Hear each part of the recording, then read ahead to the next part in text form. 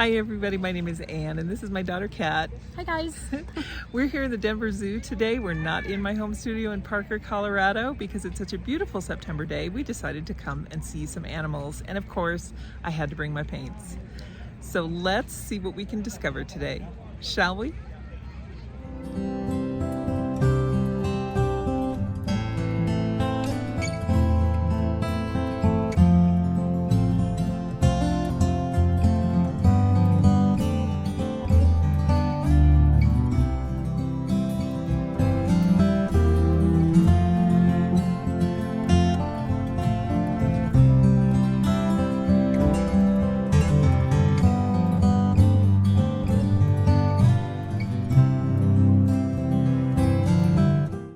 Today I want to talk about painting animals from life, and what better place to do it than your local zoo. We did go to the Denver Zoo on this day in September, and it was mid-September, really nice day out, very cool, just really starting to be the end of summer, beginning of fall temperatures. Everybody was out, everybody was active. It was really a great day to visit the zoo. And the wonderful thing about painting animals from life is you're going to be able to see more of their personality, more of their action. If you are painting from a reference photo, which most of us do, there's nothing wrong with that, but it's a flat 1 nanosecond in time image. When you're watching things like this river hippopotamus play with his toy, I mean, how often do you get to see a picture from Unsplash of a river hippopotamus playing with the toy? Probably not that often. But if you're able to go and observe, and yes, take lots of pictures, yes, take lots of video, then you can actually catch all of the nuances in their facial expressions, the way that they look at you, the way that they interact with you, because yes, they do see you. Hello. And they are interested in the people that come to see them. So going to the zoo is a great, great thing to do. So first thing I want to talk about is my plein air kit. This is what I packed with me. I love these mesh bags. I will link to everything in the description, and I'm doing a voiceover. I just want to let you know the hand gestures may not match what I'm saying. So at any rate, I will have some affiliate links in the description. And if you choose to shop from those, I'll just thank you in advance because it's no extra cost to you, and it does go to help my channel. I made the journal, and it's not my best work. I'm not that great at sewing in signatures yet. I put 3 of them in there, and I think I punched the all holes too big for the binding there, but that's okay. It held together just fine. I wanted to test this journal because I haven't used it yet. Now, a journal in your studio is one thing, but when you're going on plein air, it might be a little bit different. There might be something about that journal you don't like if you're using it outside, which is why I wanted to test this one. Now, what I wanted to paint first was this reticulated giraffe. I love the giraffes. I think they're probably one of my favorite animals to draw or to paint. And the one thing I will tell yourself in your plein air kit, in your plein air kit, do not limit yourself to one kit. Do travel light. Take something different with you every time. And this time I took my handmade journal, and these Derwent watercolors. They're not ink tints, they're watercolors, because I wanted to see how they performed on this paper and in the elements. When you are out in the elements, it's like a whole different ball game. Everything is going to be different. Your paints will dry quicker or maybe slower if it's more humid. So, it's just everything is different. My number 2 tip for you is to throw away what you think you know. Observation is really key. Take some time to watch the animals, really see how they move. What I did with this particular sketch is I just put in a very light outline of the structure first. And then the first thing I painted in, and I think this helped me so much, was I painted in the shadows around the musculature. And once I had those dark shadows in around the shoulder and the muscles right here that go down over his shoulder and into the hip, once I had those shadows in, it helped me decide how to put these reticulation shapes in here, his spots. So granted, I did not follow them exactly like the patterns in the giraffe. He's kind of an amalgam of all of the giraffes that I saw, because the spots themselves kind of follow a pattern. I kind of did it on the hip there. You can kind of see a curved line coming down right about there above my finger where I'm talking there, but where I'm pointing rather, but it's so crucial to use those skills of observation. And what really hit me on this one was that their hooves, I just thought, oh yeah, giraffes, you know, and you get in the zone, you get in the moment, and you're just painting away. Oh, giraffes have horse feet. Sure, I'll just put a hoof. But I stopped myself, and I'm glad that I did, because they actually have kind of a cloven hoof. There's a split in the middle of it. And the giraffe that I was looking at the time had hardly any dark on that hoof. It was mostly dark on the bottom and very light on the top. So very happy that I used my observation skills in that moment. The next thing I really want to talk some more about is shadows first.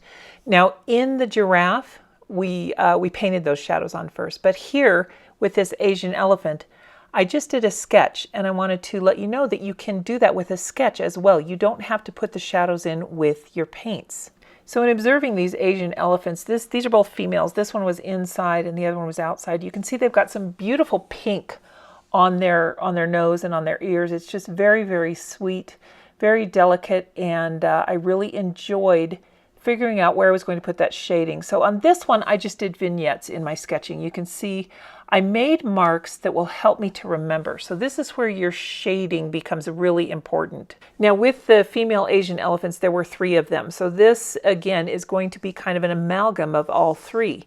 So you saw the picture of the one that was inside, and there were 2 outside. They were really playing peekaboo a lot, and I didn't quite have the best vantage point. So what I'm going to do is I will speed this up here, and you can kind of see how I fill this in. Before we jump to the next phase of the painting, let me just talk to you a little bit about the colors that I'm using. Let's see here. For the pink, I'm mixing the madder carmine with some Chinese white, and I think I throw in a little bit of the lemon cadmium there to kind of make it more of a corally pink.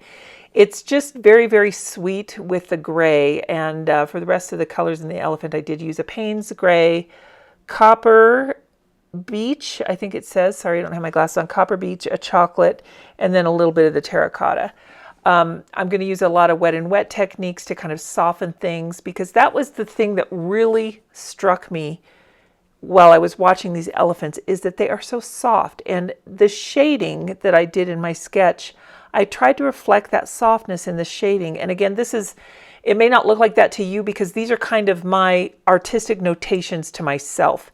How I sketch this and how where I place my pencil marks helps me to remember how I want to paint this, because as I'm sketching it, I'm putting those shadows in first, but I'm also remembering what I'm seeing. It's helping me to remember. And it's kind of a shorthand notation, if you will, of telling myself later when I go and finish this in the studio, how do I want this to look? Where do I want to put the pink? Where do I want to put the gray? Where will the brown nuances be? So that's what my sketch is telling me. And I hope I'm conveying this in a manner that's clear enough where you guys can understand. When you are drawing and sketching, you're really taking notes. So use that time with your pencil to really put in those hash marks, put in those eyelashes, do whatever bit of detail that you really want to catch. Whatever sings out to you about that animal's personality, make sure that you capture that in your sketch.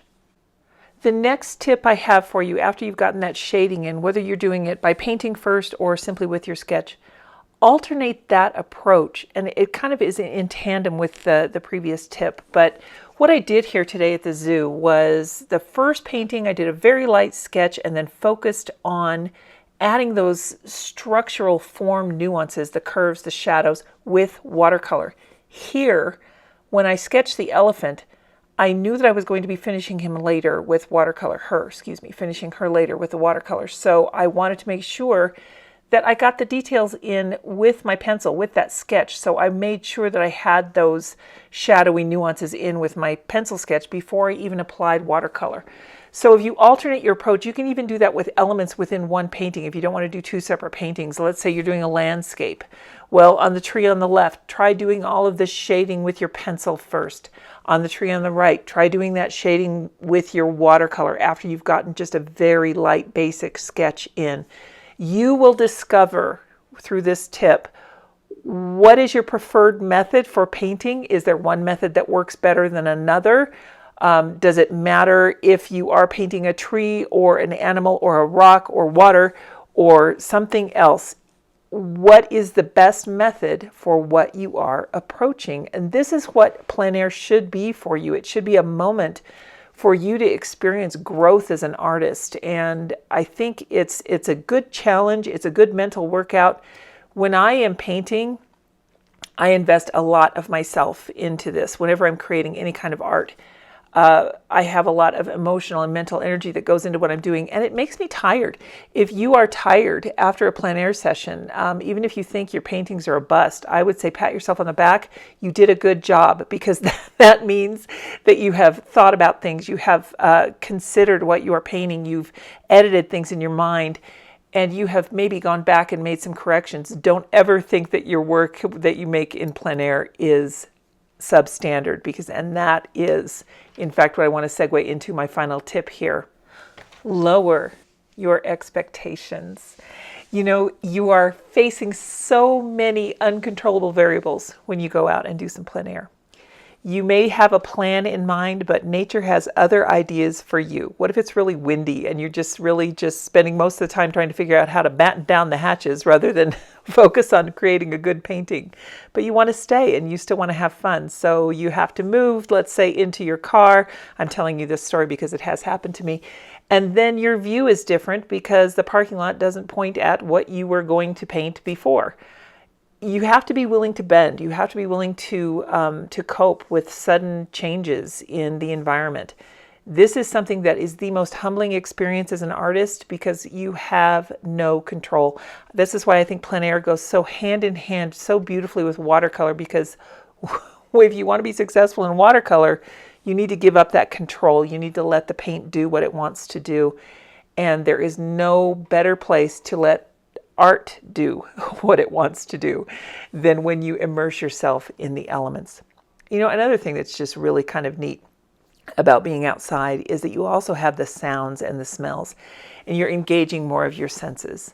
But when you lower your expectations and don't expect yourself to come home with a masterpiece, I think you'll have a really great time doing some plein air. So, you know, let yourself have a good time. Enjoy these tips that I've shared with you today, and hopefully the next time you guys have a plein air outing, it will really be rewarding on many different levels. Take care, everybody. We'll see you soon. Bye now.